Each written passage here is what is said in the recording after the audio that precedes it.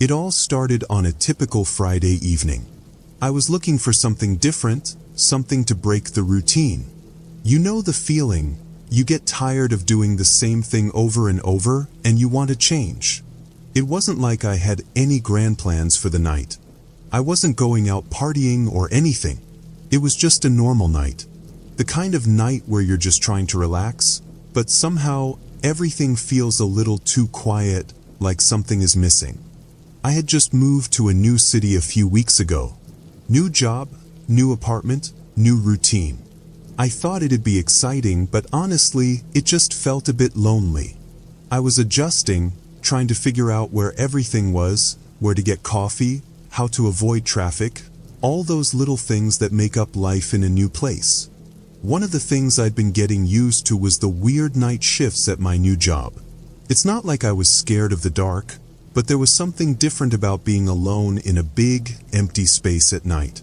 It's the kind of quiet that feels off, you know? Like the world is holding its breath. Anyway, the night shift wasn't terrible. I was mostly alone in the office, just keeping things running until morning. But that evening was different. I don't know why, but the building felt off. Maybe it was because I had been hearing rumors about an old, abandoned factory not too far from the office. People said it was creepy, that it was haunted. I didn't believe any of that stuff, of course. I mean, who does? Ghosts? Hauntings? That's all just stories to make your skin crawl. Still, you can't help but let your mind wander sometimes, especially when you're alone at night. I was finishing up some paperwork when I glanced out the window. That's when I saw it, the old factory just standing there in the distance. I had passed it a few times, but I never really noticed how eerie it looked at night. It was just this dark, empty structure, like something out of a bad dream. The windows were all broken, the doors hanging off their hinges, and there was this weird fog that seemed to roll in from nowhere, surrounding the place like it was hiding something. I didn't think much of it at first. I mean, it was just an old factory, right? Nothing to worry about. But as I sat there, I started thinking, what would it be like to go there? Just for a minute, just to see what it was really like up close. Maybe take a quick look inside. Nothing crazy, just a little curiosity. Everyone loves a good thrill, don't they? That's when I started feeling that strange pull. Something about the factory felt like it was calling to me, like it was daring me to come closer, daring me to find out what was inside. It wasn't something I planned, it just kind of happened. My mind was racing, wondering if I could actually do it. Of course, I told myself it was just a dumb idea. I'd never go. It was probably locked up, right? And even if I could get inside, what was there to see? It was just an old factory. But still, there was that pull. I kept imagining what it would be like, stepping into that abandoned building, hearing nothing but the sound of my own footsteps echoing off the walls. What would it be like to explore that place just to say I did it? To prove I wasn't afraid? I almost convinced myself to forget about it, but then I saw the clock. It was already late, almost midnight. The office was completely quiet, except for the hum of the lights and the faint buzz from the vending machine down the hall. I was alone, and in that moment, I just felt like I needed to do something different. I couldn't explain it, but I felt like if I didn't go now, I'd regret it. So, without thinking too much, I grabbed my jacket, and out the door I went. I remember walking down the street, the cool air against my skin, my breath visible in the night. It was a little cold, but not unbearable. My footsteps echoed, and the sound seemed louder than usual, like the whole city had fallen asleep except for me. The factory wasn't far, just a few blocks away. It felt like the longest walk of my life, though.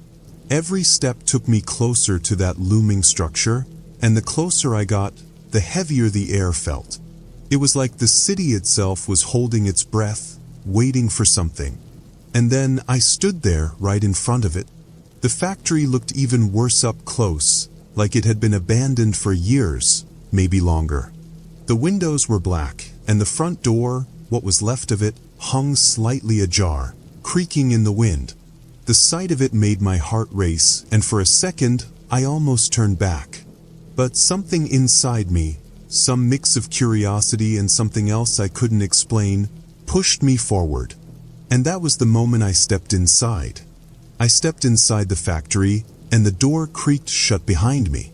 It was pitch black, like the kind of darkness that makes it hard to tell where the walls end and where the air begins. I fumbled for my phone to turn on the flashlight. The light was weak, but it was enough to show me the crumbling walls and broken machinery scattered across the floor. The smell hit me next, damp, musty, like something had been rotting here for years. But there was something else in the air too, something heavier, like the place had secrets it was trying to keep. I started walking forward, the crunch of broken glass under my boots breaking the silence. The factory was huge, way bigger than I thought. The further I went, the more the weight of the place seemed to press in on me, like I was intruding on something I wasn't supposed to see. But I pushed that feeling aside. I wasn't scared. Not yet. I turned a corner and froze. Up ahead, there was a flicker of movement, something shifting in the shadows. My heart skipped a beat, but when I shined the flashlight in that direction, nothing was there. Just old metal and rust. I told myself it was probably just the wind or my imagination.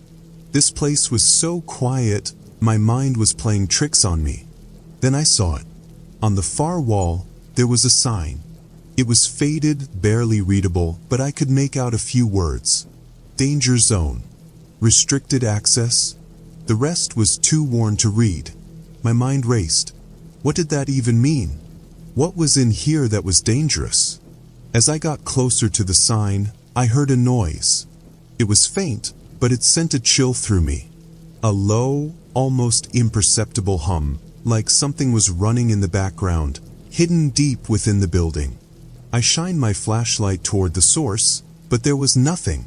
Just empty space. I felt that growing unease again. Like I shouldn't be here, like something was waiting for me to make a wrong move. That's when I heard a voice. Low, distant, almost like a whisper. Don't touch anything. It caught me off guard. I spun around, but there was no one there. My breath caught in my throat. Had I just imagined that? Or was someone else in here with me? The voice didn't come again, but the feeling of being watched stuck with me. I hesitated, looking around the dark room. My eyes landed on another sign, this one a little more clear. It was taped to the side of a door, an old wooden door that looked like it hadn't been opened in years. The sign read, "If you hear knocking, don't answer." It was the kind of thing that made you think twice. Was this some kind of prank? A joke? It didn't make sense. But even as I laughed at myself for getting worked up over some silly sign, that voice echoed in my head. Don't touch anything. Don't answer the knock. I stood there for a moment, trying to shake the feeling of unease creeping in. I had just walked into an abandoned factory. It was probably just some kids messing around, or maybe even some old warning signs from when this place was in use. Still, I couldn't shake the nagging feeling that something was off. That voice, the hum in the air, it all felt too real to ignore. And then, as I was about to turn around and leave, the door creaked open by itself. Slowly, almost as if it was inviting me in. I stared at it for a second, my mind racing. Maybe it was the wind. Maybe it was just the building settling. But in the back of my head, I couldn't ignore the whisper. Don't open it. My hand hovered over the door handle. I had a choice. Turn back, forget this whole thing ever happened, or step through that door and find out what was really going on in this place. I told myself I wasn't scared. It was just an old factory, right? But why was my heart pounding so hard? I stood there, my hand hovering over the door handle. My heart was pounding in my chest, the sound of my breathing loud in my ears. I couldn't shake the feeling that something was wrong, like I wasn't supposed to be here, like I was doing something I wasn't meant to do. The air felt thick, almost heavy. It was as if the building itself was holding its breath, waiting for me to make a choice. I glanced back down the hallway, where the dim light from my phone barely illuminated the long stretch of dark, empty space. The hum from somewhere deep inside the factory had grown louder, like something was shifting in the darkness. The voice that had whispered earlier, "Don't touch anything. Don't answer the knock," echoed in my mind. But I wasn't about to turn back. I wasn't going to let some creepy whispers stop me. I had to see what was inside that room. Taking a deep breath, I grabbed the door handle. It creaked as I turned it, the old wood protesting against the pressure. I pushed the door open slowly, expecting it to be heavier, but it gave way with ease. The room beyond was darker than the hallway, but my flashlight caught just enough to show me rows of old, rusted machines. They looked like they hadn't been touched in years. Cobwebs hung from the ceiling, and the floor was covered in dust and debris.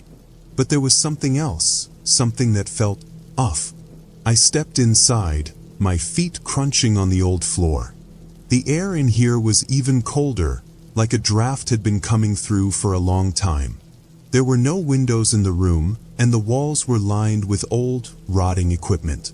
But as I moved deeper into the room, I noticed something strange. At the far end of the room, there was a door. It looked newer, cleaner, like it had been recently installed.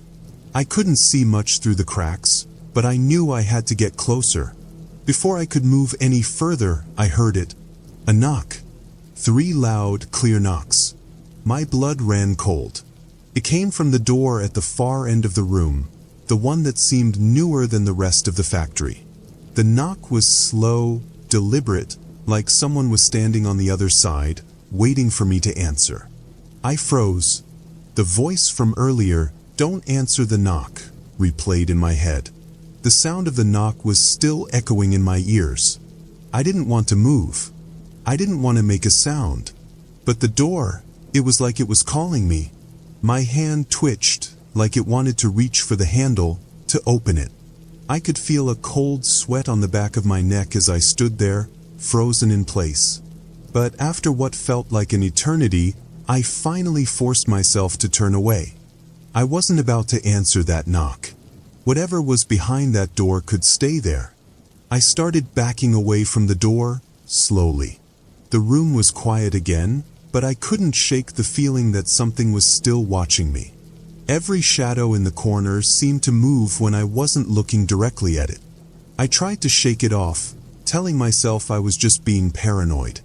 But then I heard something else. A faint sound, like breathing deep and slow. I spun around, flashlight beam flicking across the room. There was no one there. No one visible, anyway. The room was as empty as it had been when I entered, but I couldn't get rid of the feeling that I wasn't alone. The sound of breathing was getting louder, closer, as if it was coming from behind me. I turned again, my flashlight scanning the room quickly. Nothing. Just the old machinery and the thick layer of dust. But that breathing, that heavy, labored breathing, was still there. It was close now, like it was right behind me, and my heart was pounding in my chest. I didn't dare turn around. The room seemed to be closing in on me, pressing in from all sides, and I could feel the hairs on the back of my neck standing up. That's when I saw it. The flashlight caught something in the corner of the room, just a shadow at first, but it moved, and I saw the outline of something, or someone, standing there. I gasped and stumbled backward, my foot catching on something, and I fell hard against the cold floor. The flashlight skidded out of my hand, but it stayed on, casting long shadows across the room. I couldn't move. My body felt frozen, like I was trapped in a nightmare.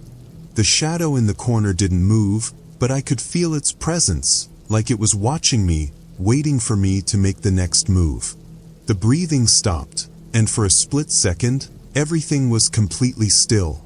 But then, there was a soft scraping sound, like fingers dragging across the floor. Slow, purposeful. I looked at the door again, the one with the fresh knock. My mind screamed at me to leave, to get out of this place and never come back. But my feet wouldn't move. My body was still locked in place, like I was waiting for something to happen. I tried to push myself up, but my legs were like lead. The flashlight flickered, then went out, leaving me in complete darkness. In that moment, I thought I could hear a voice again, this time clear and sharp, just behind me. "You didn't listen." I spun around, but there was no one there. I was alone. Or at least I thought I was. But then I heard it again. The knock, this time louder, more urgent. It was coming from the door. The one that shouldn't even be there. I knew I had to leave. I had to get out. But my feet felt glued to the floor, and every time I tried to move, the room seemed to get darker. The air felt thick again, heavy with something I couldn't explain. I couldn't breathe properly. It was as if the building was alive, pressing down on me, waiting for me to make the wrong move. And just when I thought I couldn't take it anymore, I heard another knock. But this time, it wasn't just a knock. It was a voice, and it whispered my name.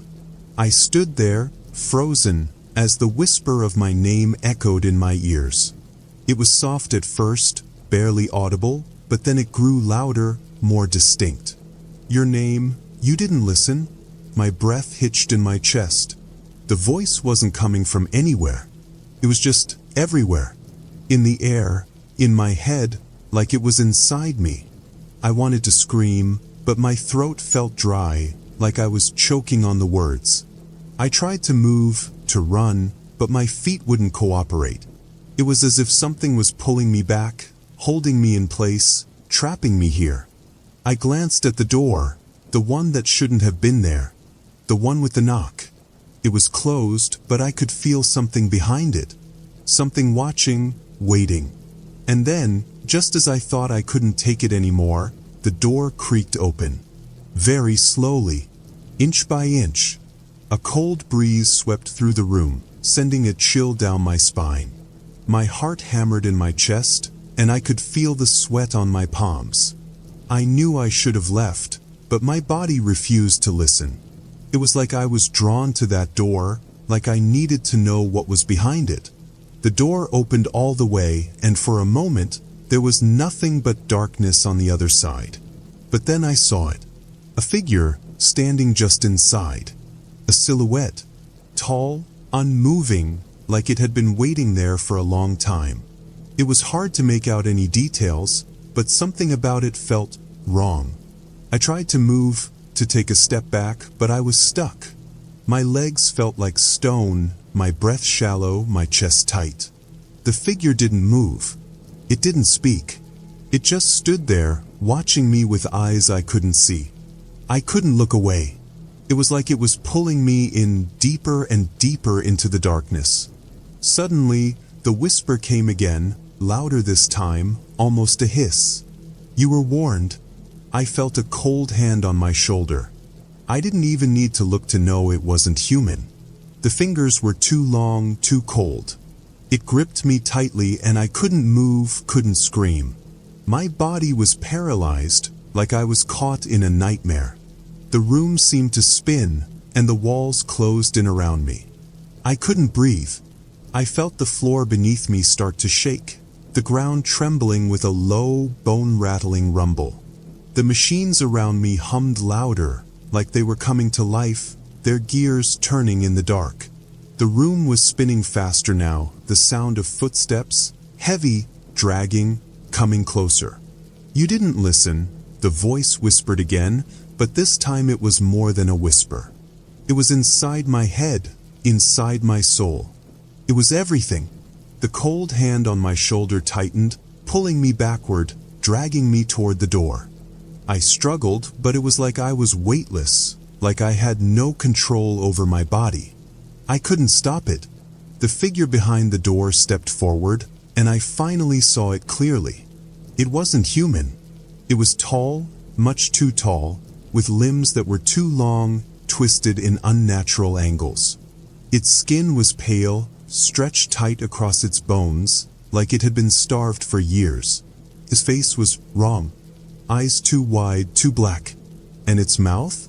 It stretched far too wide, like it wasn't meant to open like that. There was no expression, just an empty, hollow stare. I wanted to scream, but the words wouldn't come. The figure stepped closer, its feet dragging across the floor with a sound that made my skin crawl. It reached out a hand, fingers long and spindly, and I felt it touch my face. The cold was unbearable, like ice. My whole body went numb. I could feel my heartbeat slowing, the world fading away. I thought I was going to die here, in this factory, alone. Then, just as quickly as it had started, the shaking stopped. The cold hand released me. The machines quieted. The air felt heavy again, suffocating, but the figure was gone. The room was empty. I collapsed to the floor, gasping for air. I don't know how long I stayed there, trembling, my mind racing. I could hear my own breath, sharp and panicked, in the silence. My heart was still pounding, but the figure, whatever it was gone. I didn't move at first. I couldn't. But after a while, I managed to push myself up, my hands shaking. I looked around the room, but nothing seemed the same. The darkness felt thicker, heavier. The air tasted different, like metal and dust. And I realized in that moment that I had no idea what was real anymore. I needed to leave. I needed to get out of this place. But I didn't know where to go. Every hallway, every door felt like it was leading me deeper into the factory's dark, twisted heart. I could feel the weight of the place pressing in on me, suffocating me. And that's when I heard it. The knocking again. This time, it was right behind me. I turned around, my breath caught in my throat, but there was no one there. But I could hear it. The footsteps. The slow, dragging footsteps that followed me wherever I went. The voice again, whispering in the dark. You didn't listen. I didn't wait to hear more. I ran. I don't remember much after that, just the feeling of my heart pounding in my chest, my legs moving faster than they ever had before. The factory, this place, felt like it was alive, twisting, bending around me. The hallways stretched endlessly, each turn I made only seemed to lead me deeper into the darkness. The knocking, the footsteps, they never stopped. I couldn't escape it. Every time I thought I saw an exit, it was just another dead end. I was trapped. The air was thick, suffocating, and the shadows felt like they were closing in, pulling at me from all sides. The voice, "You didn't listen," echoed through my head over and over again. I wanted to scream, but the words wouldn't come. It was like I was in a nightmare, one that wouldn't end, one that I couldn't wake up from. I don't know how long I ran. My body ached, my lungs burned, but I kept pushing forward. I couldn't stop. I couldn't let whatever was following me catch me. I wasn't sure what it wanted, but I knew it wasn't something I could outrun. Finally, after what felt like an eternity, I saw a door. Not just any door, but a real one with light spilling through the cracks. I didn't care what was behind it, I just needed to get out. I rushed toward it, my hands shaking as I grabbed the handle. I didn't even hesitate. I threw the door open and stepped into the light. The cool air hit me like a wave, and I gasped, taking in the fresh air for the first time in what felt like forever. I was outside. I was free. I don't know how I made it out. I don't know what happened to the factory, to whatever had been following me. I didn't look back. I just kept running, all the way to the nearest road, where a car picked me up. But even now, I can still hear the voice. It's faint, almost like it's a memory, but it's always there. Every time I close my eyes, I hear it whispering, "You didn't listen." And I can't shake the feeling that whatever I encountered in that factory, it's not over. It's still out there, waiting for someone else to make the same mistake I did. I don't know if I'll ever go back to that place. I don't know if I'll ever get away from what happened. But one thing's for sure, I'm never going to forget the things I saw, the things I heard. The factory is still out there. And I can't help but wonder, Who will it call next?